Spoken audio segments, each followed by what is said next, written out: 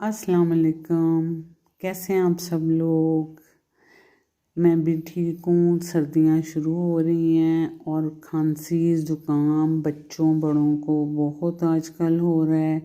इसके लिए एक बहुत आसान सा नुस्खा है। आप मलट्ठी ले लें, मलट्ठी को पीस के मलमल के कपड़े में छान के रख लें।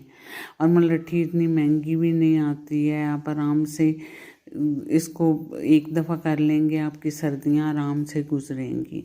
और काली मिर्चों को भी अच्छी तरह पीस के मलमल के कपड़े में छान लें और बोतल में डाल के रख लें। अगर आप चाहें तो इसको शहद में भी मिक्स करके भी रख सकते हैं।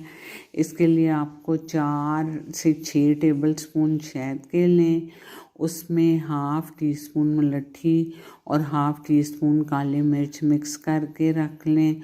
और इसलिए छोटे बच्चों को आप 1/4 टीस्पून सुबह शाम दे दें। और मतलब 2 साल से ज़्यादा एज के बच्चों को हाफ़ टी स्पून शायद सुबह, हाफ़ टी स्पून शाम को दे दें।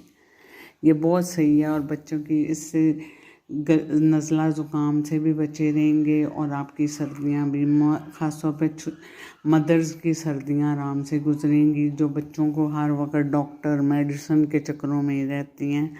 मलट्ठी, काली मिर्चें और शहद।